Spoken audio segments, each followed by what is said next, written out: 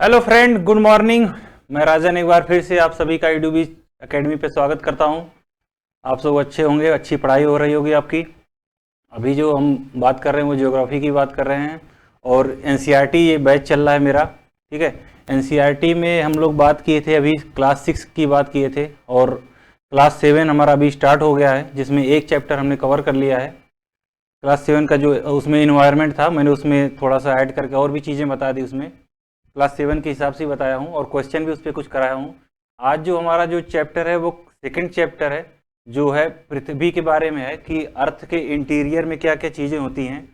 ठीक है, हमारी पृथ्वी जो है उसके अंदर क्या क्या चीज़ें पाई जाती हैं।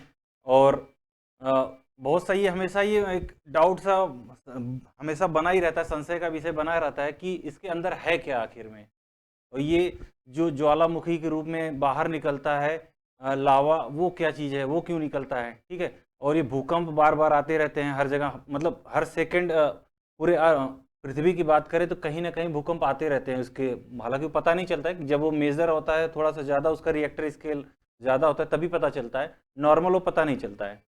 तो ये सारे रीज़न हैं क्यों ऐसी ऐसी घटनाएं घटती क्यों हैं। तो ये सारा जो है वो कहीं न कहीं अर्थ के इंटीरियर में कोई हलचल होता रहता है आंतरिक में, तो उसकी वजह से ये समस्याएं शायद ये आती हैं। ठीक है, तो पहले हम इसके अंदर देखते हैं कि इसके अंदर है क्या, कोशिश करेंगे उसमें। हालांकि पॉसिबल तो हुआ नहीं है इसके अंदर इंटीरियर में इंटर करने का, मानव आज तक वहां तक गया नहीं है। अगर यहाँ कोर पे पहुंचना है तो यहाँ लगभग 6000 उसको खुदाई करनी पड़े, 6000 किलोमीटर तक उसको खुदाई करनी पड़ेगी, जो कि पॉसिबल है, हो ही नहीं सकता। क्योंकि उससे पहले ही यहीं पे ही इतना ज़्यादा ये है कि ये सारा मतलब पिघला हुआ है वहाँ पे, मतलब इतनी ज़्यादा वहाँ पे एनर्जी है, इतना ज़्यादा वो हीट है वहाँ पे कि मतलब कोई भी वहाँ जा नहीं सकता है। और अभी मतलब इंसान तो समझ लीजिए कि लगभग अभी 6 किलोमीटर तक ही खुदाई कर, मतलब वहाँ तक ही जा पाया है, वो भी ऑयल के चक्कर में ही ऐसा कुछ हुआ है। ठीक है, तो बाकी उससे नीचे अभी तक वो गया नहीं है। बट कुछ और तरीके हैं, कुछ साइंटिफिक तरीके हैं जो बताते हैं कि इसके इंटीरियर में क्या क्या है, उसको डिवाइड करते हैं अलग अलग। और साथ साथ जो इसका और भी जो है वो मैं बताऊंगा कि किस में इसको प्रूव किया है कि हाँ इसके अंदर क्या क्या है। ठीक है, तो स्टार्ट करते हैं। हमारे पृथ्वी के अंदर क्या है, inside our earth, second chapter. ये देखिए, हमें पता है कि ये हमारा जो आउटर है, ठीक है, ये हमारा आउटर वाला पार्ट है जिसपे इंसान रहता है। और इसके बाद ये सबसे पतली ये लेयर है, पतली सी। ठीक है, बिल्कुल पतली सी लेयर है। इसके बाद जितना सब कुछ है वो अंदर ही है इसके, यहाँ तक है। फिर इसके बाद ये वाला देखिए पार्ट है, ये कोर वाला पार्ट बोलते हैं। तो अभी इस पे बात करेंगे एक एक चीज पे। तो जो हम लोग इंसान जो है, जितने भी मानव हैं या जीव जंतु जो भी लोग हैं, सब यहीं पे ही निवास करते हैं, ऊपर वाले हिस्से पे ही, अंदर कोई नहीं गया है। क्लियर है। देखिए, पृथ्वी के आंतरिक भाग में क्या है, ये हमेशा वही बना ही रहता है कि इसके अंदर क्या है। ठीक है, बार बार वही चीजें चलती रहती हैं कि इसके अंदर क्या है। ये ऊपर वाला जो पार्ट है बताया ना कि ये भूपर्पटी है, ये तो ये वाला, और इसके साथ ये नीचे वाला मेंटल वाला पार्ट है, ये वाला।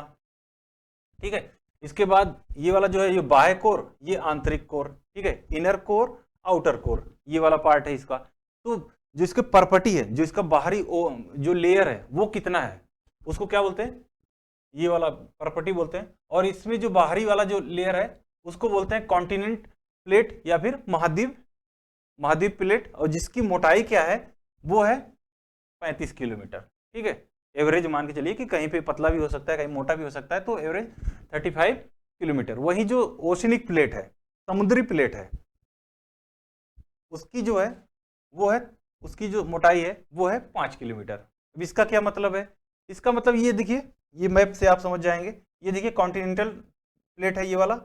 ठीक है, और ये अपना ये कॉन्टिनेंटल स्लोप है। हालांकि ये वहां पे वो वाला मैप नहीं है, तो आप ये वाला समझिए कि ये वाला जो प्लेट है, ये वाला, ये कितना होगा, लगभग लगभग 35 होगा।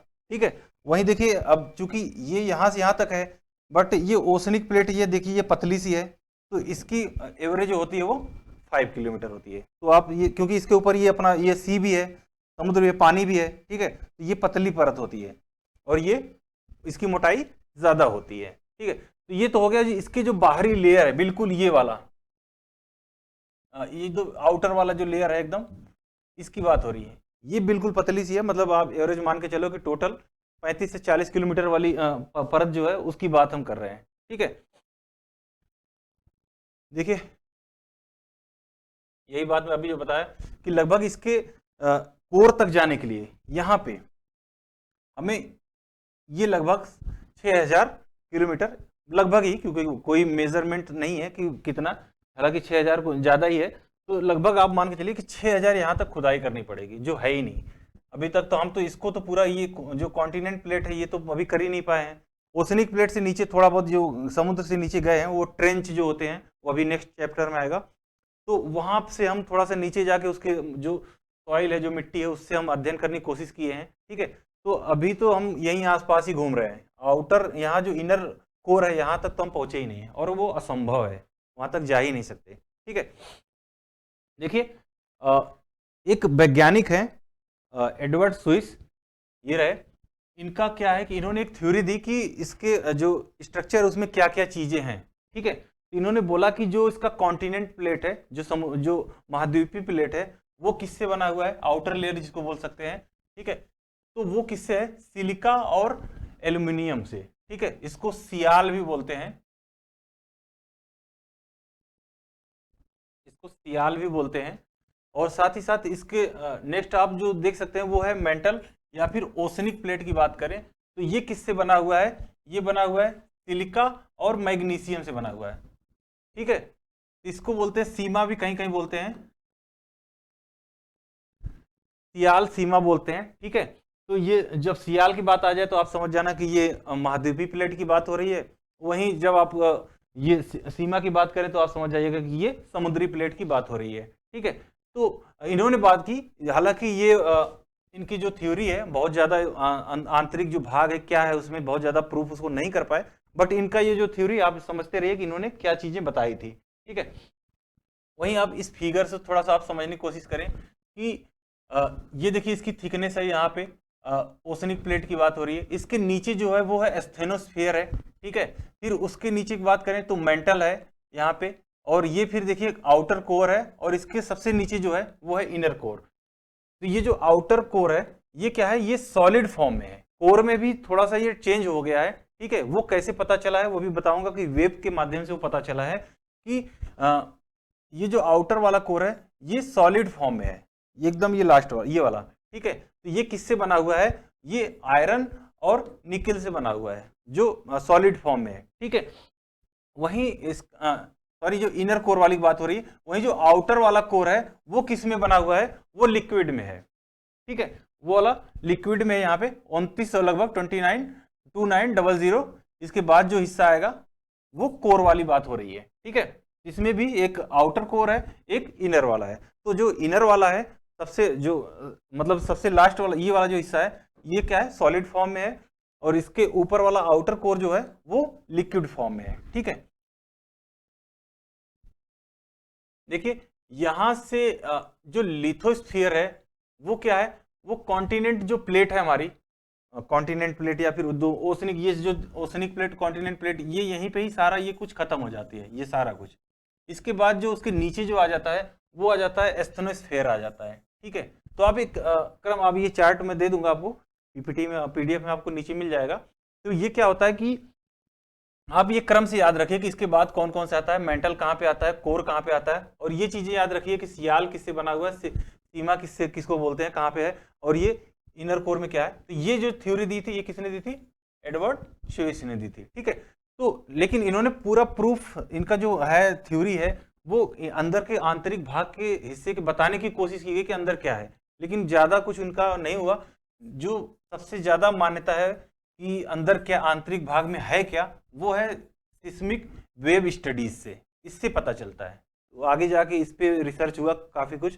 ठीक है, तो इन्होंने क्या किया कि इसके जो कई जो वेव्स होते हैं, जैसे प्राइमरी वेव हुआ, सेकेंडरी वेव हुआ। जैसे ये देखिए प्राइमरी की बात करें तो ये क्या होता है, ये सॉलिड में भी मूव करता है और लिक्विड में भी चलता है इसका, और साथ ही साथ गैस में भी, ये तीनों फॉर्म में ये चलता रहता है। कौन सा, पी वाला। ठीक है, पी वेव्स बोलते हैं। वहीं सेकेंडरी वेव्स की बात करें तो एस वेव की बात करें तो ये सिर्फ सॉलिड में जाता है। ठीक है, आप यहाँ पे नहीं समझ रहे होंगे, ये फिगर से आप समझिए। कि यहाँ से हमने एक पी वेव्स और एस वेव दोनों यहाँ से जाने मतलब गुजारने की कोशिश की, तो देखिए जो एस वेव है ये किस में जा रहा है, सिर्फ सॉलिड में जा रहा है, ये वाला हिस्सा सॉलिड है, ठीक है। तो ये क्या हुआ कि यहीं से जाके ये इधर की तरफ शिफ्ट कर गया। वहीं देखिए पी वेव्स क्या हुआ कि ये इसमें भी गया, और जो ये वाला मेटल वाला पार्ट है लिक्विड फॉर्म में है, सेमी लिक्विड होता है, ठीक है। तो ये वाले जो फॉर्म है इसमें भी गया, और इसके बाद जो यहाँ पे था इसकी देखिए एक चीज क्या है, लिक्विड में तो वो जाएगा, पी वेव्स की बात कर रहा हूं, लिक्विड में तो जाएगा, लेकिन जो इसकी स्पीड होगी वो कम हो जाएगी, ठीक है। लेकिन वहीं सॉलिड में जो होगी इसकी स्पीड ज्यादा होगी। तो जैसे यहाँ पे क्या किया, तो इसकी स्पीड ठीक ठाक थी, अच्छी है, बट जब ये लिक्विड वाले एरिया में गया तो स्पीड इसकी कम हो गई, लेकिन ये वहां से गुजर रही है, ठीक है, पी वेव्स। फिर इसके बाद जब फिर इसको क्या बोलते हैं सॉलिड फॉर्म में कुछ मिला, कोई वहां हिस्सा मिला, तो फिर इसकी स्पीड अचानक से बढ़ गई। तो हमने जब इसका अध्ययन किया गया तो यही पता चला कि पहले सॉलिड था, फिर लिक्विड आया, फिर सॉलिड आया, लेकिन पी वेव्स तीनों हिस्सों से गुजर गई। क्लियर है? तो ये गैस वाले हिस्से से भी और सॉलिड से लिक्विड से तीनों से ये गुजरती है। वहीं सेकेंडरी जो एस वेव है सिर्फ सॉलिड से गुजरती है, ये लिक्विड में ये विलीन हो जाती है, ठीक है। तो सॉलिड वाले हिस्से पे ही इसका अध्ययन किया गया। तो इससे क्लियर हो गया कि इसके कौन से पार्ट में ये वाला जो है हमारा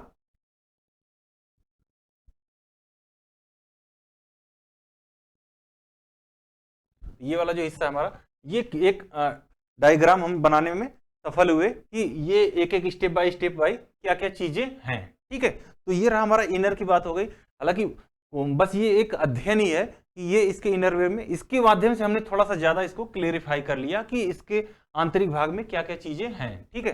कौन सा सॉलिड फॉर्म में है, कौन सा सेमी सॉलिड में है, मतलब थोड़ा सा वो मतलब लिक्विड फॉर्म में है बट ठोस भी है थोड़ा सा, ठीक है।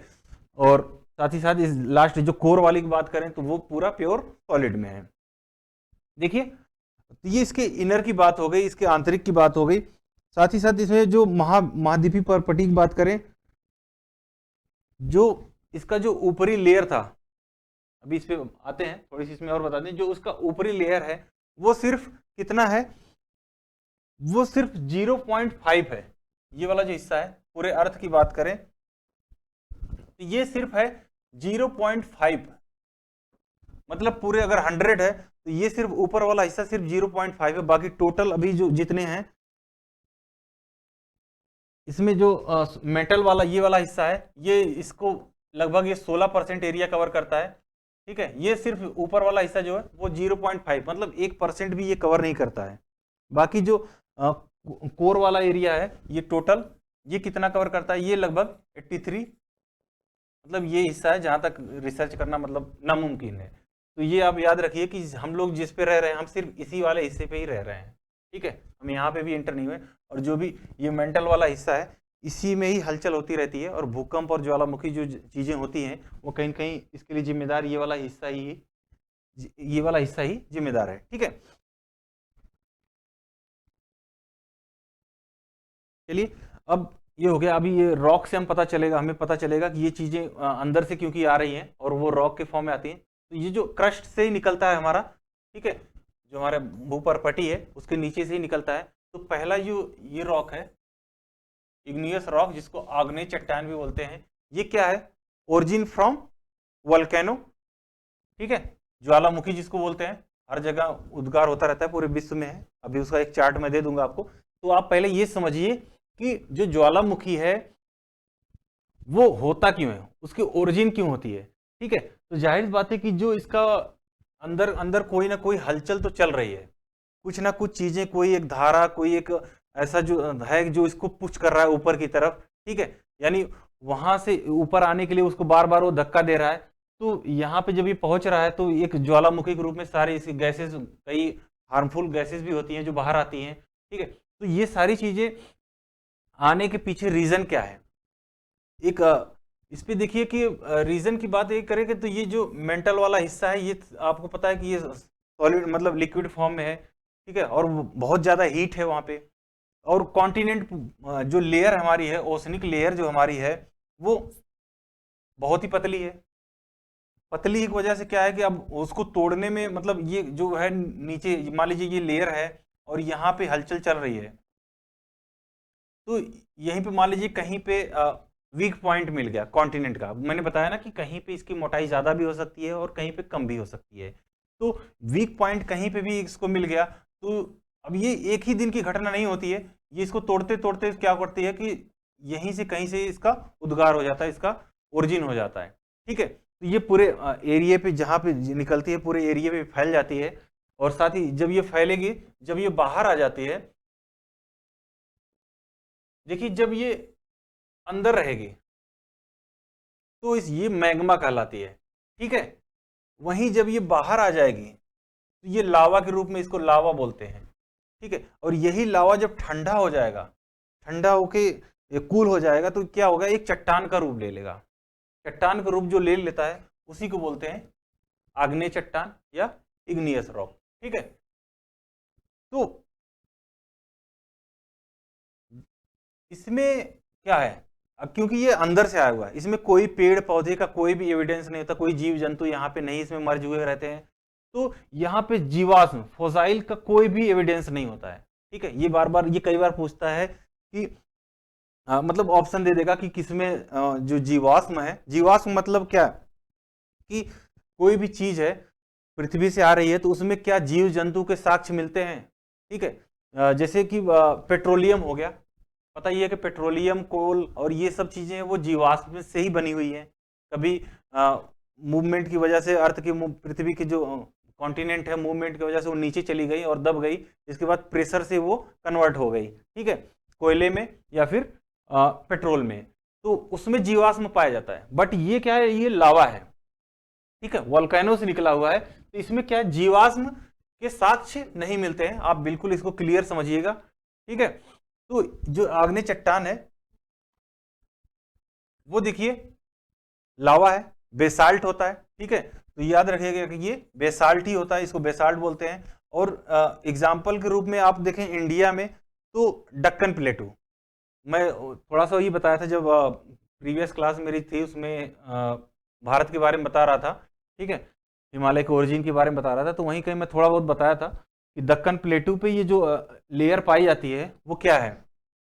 देखो थोड़ी सी मैं बता देता हूँ कि यहाँ पे जब ये बात आई है, जब हमारी जो पृथ्वी, हमारे जो भारत वाला हिस्सा है, पता है ये गोंडवाना लैंड का पार्ट है, तो ये जब मूव कर रहा था तो बीच में ही एक आइलैंड पड़ा था, वो शायद रियूनियन आइलैंड या ऐसे कोई नाम था उसका।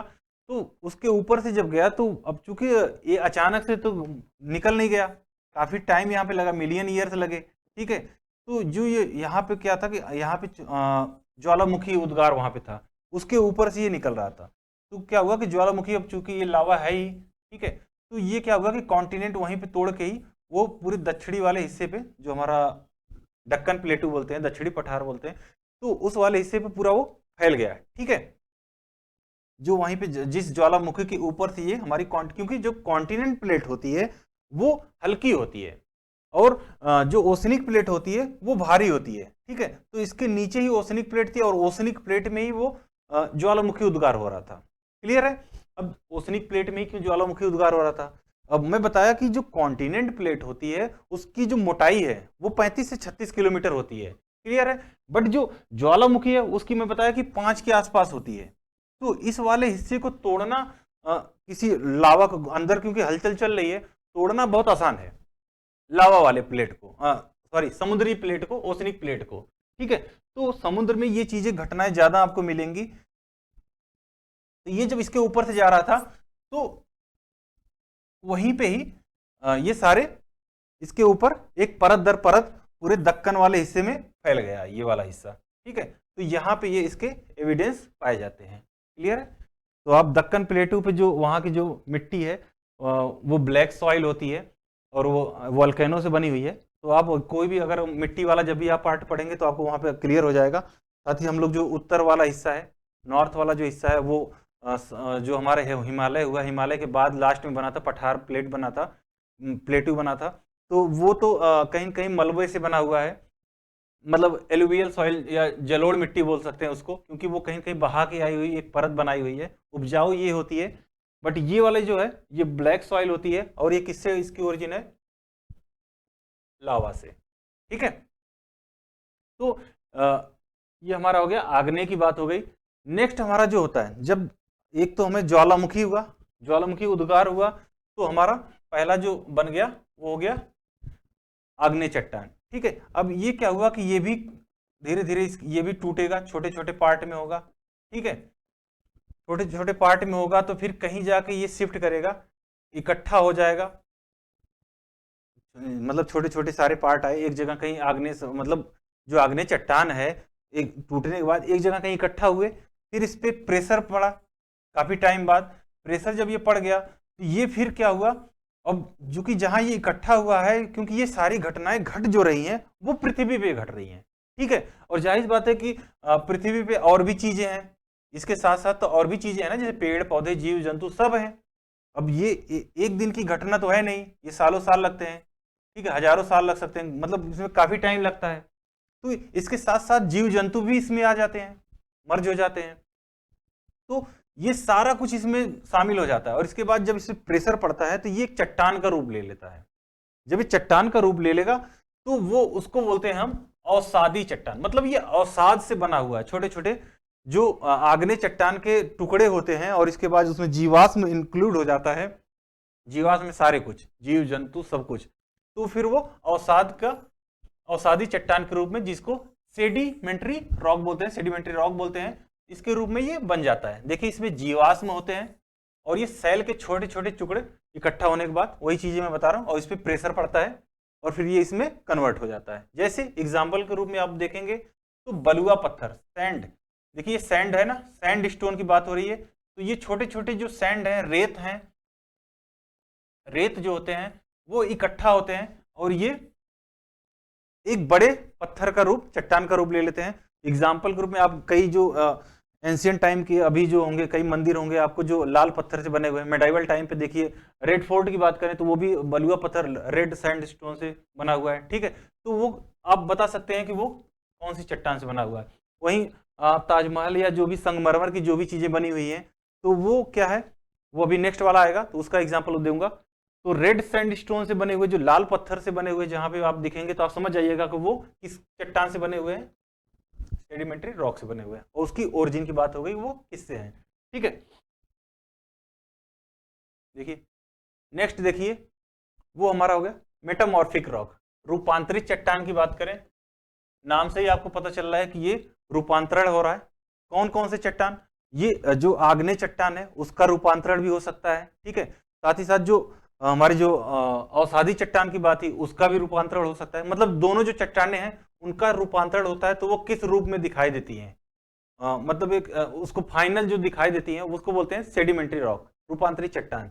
देखिए लिथिफिकेशन ऑफ सॉइल, जो भी सॉइल है उसका लिथिफिकेशन हो गया और वहां इकट्ठा हो गई एक जगह, फिर उस पर प्रेशर पड़ा तो वो कन्वर्ट हो जाती है। ठीक है, देखिए उच्च ताप और दाब के कारण, आग्नेय और अवसादी चट्टान है उस पर उच्च दाब और ताप पड़ा तो वो किस में कन्वर्ट हो जाती है, रूपांतरित चट्टान में कन्वर्ट हो जाती है। ठीक है, जैसे देखिए एग्जाम्पल की बात करें तो चिकनी मिट्टी होती है, क्ले होती है, वो किस में परिवर्तित हो जाती है, स्लेट में परिवर्तित हो जाती है। वहीं देखिए चूना पत्थर है, बताइए आपको, ये जब इस पे ताप बहुत ज्यादा उच्च ताप मिलेगा और साथ ही साथ इसमें जब प्रेशर बहुत ज्यादा पड़ेगा तो ये किस में बन जाएगा, संगमरमर में बन जाएगा, कन्वर्ट हो जाएगा। ठीक है, तो आप ध्यान रखिएगा इसमें। देखिए जो ग्रेनाइट हुआ, मार्बल हुआ, ये सारे कौन सी चट्टान में आ जाएंगे, ये सारे रूपांतरित में आ जाएंगे। बट जो आज के टाइम पे आप देखे होंगे टाइल्स या ये चीजें जो होती हैं ये कोई रूपांतरण नहीं है, ये क्या है, ये तो मतलब मानव निर्मित है। ठीक है, ये इंसान ने ये बनाया हुआ है, बाकी ये चीजें हैं ये जो नेचुरल बनी हुई है। ठीक है, देखिए आग्नेय चट्टान के रूपांतरण से बनी सैलें, जो आग्नेय चट्टान है, क्योंकि मैंने बताया ना कि उसमें अवसादी चट्टान भी हो सकती है और आग्नेय भी हो सकती है। अवसादी वाला हमें पता है कि वो खुद छोटे छोटे टुकड़े होते हैं और जीवाश्म होते हैं, उनसे फिर उस पर प्रेशर पड़ता है तो अवसाद में कन्वर्ट होता है। वहीं आग्नेय की बात करें तो ये अभी आग्नेय की बात कर रहे थे, आग्नेय का रूपांतरण जो चट्टान होती है उससे क्या बनता है, जैसे ग्रेनाइट हुआ, ग्रेनाइट पत्थर खुद ही है, लेकिन जब ये रूपांतरण होता है तो ये और प्रेशर इस पे जब पड़ता है, ताप पड़ता है तो ये नीस में कन्वर्ट हो जाता है। ये कई बार पूछता है कि ये कन्वर्ट होकर किस में बनता है, ये कन्वर्ट होकर किस में बनता है, या फिर ऐसे 3 दे देगा, आपको मिलाना होगा उसमें। ठीक है, तो ये आप जब देखते रहेंगे किससे कौन सा बना हुआ है तो आप आसानी से उसको मिला ले जाएंगे। वहीं देखिए बेसाल्ट की बात करें तो बेसाल्ट सिस्ट में कन्वर्ट हो जाता है। ठीक है, और फिर बेसाल्ट अब इसमें कुछ और तरीके से इसे प्रेशर पड़ गया तो ये एम्फियो बोलाइट में कन्वर्ट हो जाता है। ठीक है, एम्फियो बोलाइट में ही कन्वर्ट हो जाता है और सिस्ट में भी कन्वर्ट हो जाता है। तो हालांकि ये नहीं देगा, इसमें से एक ही कोई ऑप्शन देगा, ये दे देगा। साथ ही ये दिखाता हूं मैं आपको एक रॉक साइकिल की बात करें तो ये फाइनली होता क्या है। अभी तो मैंने सिर्फ 3 की बात की, लेकिन क्या फाइनली ये फिर से ओरिजिन जो है सर्किल है, साइकिल की बात हो रही है, तो क्या ये फिर से जो मेटल निकला हुआ था वहां से, मेटल से वहां से जो लिक्विड फॉर्म में, क्या उसमें फिर से ये मर्ज हो जाते हैं? तो बिल्कुल हो जाते हैं। जैसे देखिए ये सबसे पहले निकला, ठीक है, इसमें सारा कुछ चेंज हुआ तो सेडिमेंट्री में भी चेंज हो सकता है, और साथ ही साथ ये किस में चेंज हो सकता है, मेटामॉर्फिक में चेंज हो सकता है, सेडिमेंट्री में भी चेंज हो सकता है, मतलब अवसादी में भी हो सकता है। ठीक है, और ये रूपांतरित,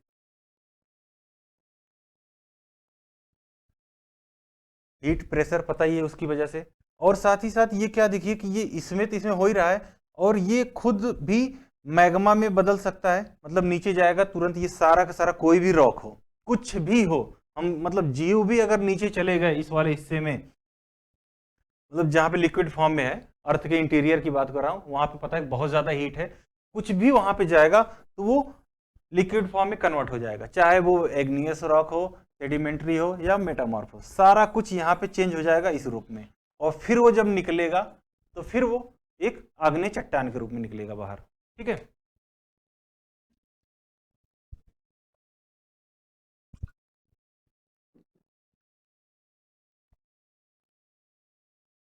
देखिए अभी तो मैंने अब देखिए आग्नेय की बात की, अब अवसादी चट्टान का जब रूपांतरण होता है तो वो किस में बनती है। ठीक है, देखिए तेल, आप ये चार्ट बस आप याद रखिए, बार सारी आपको कॉन्सेप्ट बता दिया हूं। चूना पत्थर संगमरमर में हो जाता है, तेल जो है वो स्लेट में बन जाता है, वहीं चाक या डोलोमाइट किसमें, ये भी संगमरमर में कन्वर्ट हो जाता है। ठीक है, आपको कई टाइप के आपको मार्बल मिलेंगे, आपको लाल पीले नीले, वो तो हर वो हालांकि सारे के सारे वो नेचुरली होते हैं। ठीक है, वहीं देखिए बालुका पत्थर है, बालुका है तो इससे क्वार्टजाइट बन जाएगा, वहीं कंग्लोमेरेट है ये भी क्वार्टजाइट में कन्वर्ट हो जाएगा। और नेक्स्ट वाला जो लेवल है वो क्या है, रूपांतरित चट्टान खुद पुनः रूपांतरण हो जाए, जो रूपांतरित चट्टान है उसका ही रूपांतरण हो जाए तो क्या हो जाएगा, तो जो स्लेट तो ये खुद था रूपांतरित होता ही। ठीक है, ये किस में हो जाएगा, मतलब और ये रूपांतरण हो गया तो फाइलाइट में कन्वर्ट हो जाएगा, और ये मान लीजिए यही वाला फिर से रूपांतरण हो गया तो ये सिस्ट में कन्वर्ट हो जाएगा। ठीक है, वहीं ये गैब्रो, ये ये कन्वर्ट नहीं है, ये कुछ और है, यहाँ पे लगाना भूल गए। ठीक है, ये गैब्रो, ये सर्पेंटाइल में कन्वर्ट हो जाएगा। तो ये आप चार्ट आप याद रखिएगा, इसको लिख लीजिए यहाँ से, या फिर आप वहाँ पे पीडीएफ मिलेगा तो वहाँ से आप डाउनलोड कर लीजिएगा। तो ये आप चार्ट जरूर याद रखिएगा कि पुनः रूपांतरण में क्या बन रहा है, अवसादी से चट्टान से क्या बन रहा है, और साथ ही साथ आग्नेय चट्टान है तो उसका रूपांतरण किस में हो रहा है। तो एक चार्ट आप याद रखिए इसमें। ठीक है, चलिए कुछ इसमें बात करते हैं, इंटीरियर की बात हो गई तो इसमें कुछ 1-2 क्वेश्चन होंगे तो वो आप बात करते हैं। निम्न में से कौन सा रूपांतरित चट्टान का उदाहरण नहीं है? ठीक है, इस पे आप बताइए, इसके ये 4 ऑप्शन है, और संगमरमर हो गया, ग्रेनाइट हो गया, स्लेट हो गया, क्वार्टजाइट हो गया, इसमें कौन सा चट्टान इसमें नहीं है, आप उस पर बताइए एक एक करके, थोड़ा सा आप टाइम लीजिए।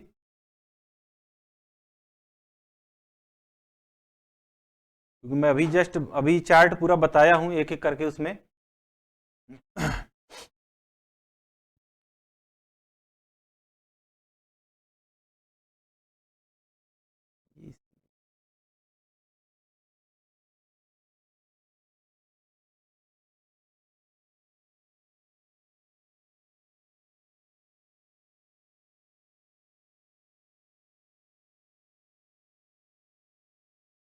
मैं अभी तक तो आंसर आपको बता देता था, लेकिन मैं ये क्या करूंगा कि मैं पिछले आगे नेक्स्ट वाली जो स्लाइड होगी मैं उसमें बताऊंगा आपको आंसर इसका, ठीक है। कम से कम आप इसको सॉल्व करिए, वीडियो देखने के बाद कम से कम आप ये क्वेश्चन सॉल्व कर पा रहे हैं कि नहीं कर पा रहे हैं, टॉपिक यही इसी से रिलेटेड है। तो ये 5-6 क्वेश्चन मेरे होते हैं, तो आप इसको खुद सॉल्व करेंगे तो ठीक रहेगा। बाकी मैं आंसर फिर इसको नेक्स्ट वाले में बता दूंगा कि 1 का कितना ऑप्शन था आंसर है, 2 का क्या है, ठीक है। वही देखिए नेक्स्ट हमारा जो है वो है निम्नलिखित में से कौन से समूह से संबंधित नहीं है, ठीक है। ये आप चार्ट देखेंगे तो आपको पता चल जाएगा कि इसमें एक जो है वो इनसे भिन्न है। कौन सा भिन्न है, आप चार्ट जैसे ही आप देखेंगे बैक जाके आपको क्लियर हो जाएगा ये वाला, ठीक है। नेक्स्ट हमारा है थर्ड, रूपांतरित चट्टान की उत्पत्ति पता ही है किससे होती है, ठीक है। मैं नहीं बताऊंगा आपको, वही चीजें आप जान जाइए कि रूपांतरण किससे हो रहा है। मैंने बताया था अभी जस्ट कि वो कौन कौन सी चट्टान थे उससे, मतलब वो अवसाद से भी हो जाता है और आग्नेय चट्टान से भी हो जाता है। नेक्स्ट हमारा देखिए, आग्नेय चट्टान के लिए निम्नलिखित में कौन सा कथन सत्य है। ये बिल्कुल आसान क्वेश्चन है, आप इसको फटाक से कर ले जाएंगे। देखिए, उनमें पूरा जीवाश्म बहुत कम होता है, पता है आपको ये। वे जल के लिए संरंध होती हैं, मतलब उसमें जल की मात्रा पाई जाती है कि नहीं पाई जाती है, कहाँ से वो निकली हुई है, तो आपको पता होना चाहिए कि उसकी ओरिजिन आग्नेय चट्टान की बात हो रही है, जो लावा से बना हुआ है सबसे मूल चट्टान, ठीक है। इसमें क्रिस्टली या अक्रिस्टली दोनों ही होती हैं, या इन चट्टानों में सिलिका नहीं होती है। तो ये आप इसको एक बार सॉल्व करिएगा, मैं इसका आंसर बताऊंगा, जरूर बताऊंगा। नेक्स्ट ये वाला क्वेश्चन, ये यूपीएससी का क्वेश्चन है, ठीक है। आप इसको देखते, इसको भी आप सॉल्व कर सकते हैं। परतदार चट्टानों के विषय में दिए गए निम्नलिखित कथनों में विचार कीजिए। पहला क्या है, परतदार चट्टानें पृथ्वी की सतह पर जलीय तंत्र द्वारा निर्मित होती हैं। क्या ये सत्य है, नहीं है? आप इसको देखने के बाद आप बताइएगा। एक एक ऑप्शन आप करेंगे, फिर इसके बाद आप यहाँ मिलाइएगा। सेकंड क्या है, परतदार चट्टानों के निर्माण में पूर्व विद्यमान चट्टानों का क्षरण सम्मिलित है, ठीक है। क्या ये ऑप्शन ये जो है सही है कि गलत है, आप इसको देखिए। थर्ड है, परतदार चट्टानों में जीवाश्म होते हैं, ठीक है। फोर्थ है, परतदार चट्टानें विशिष्ट रूप से परतों में पाई जाती हैं, ठीक है। ये इसका ऑप्शन है। क्या ये चारों ऑप्शन सही हैं या 2 ऑप्शन सही है, आप इसको लगाइएगा। एक कोशिश करिए आप कम से कम कि वीडियो देखने के बाद आपको फायदा हो रहा है कि नहीं हो रहा है। मैं इसका जो नेक्स्ट मेरा वीडियो होगा, मैं सबसे पहले इसके सारे आंसर बताऊंगा वहाँ पे, इसके बाद मैं नेक्स्ट उसमें पढ़ाऊंगा आगे, ठीक है। चलिए तब तक आगे हम देखते हैं इसमें, तब तक के लिए आप तैयारी करते रहिए, ठीक है। चलिए, थैंक यू।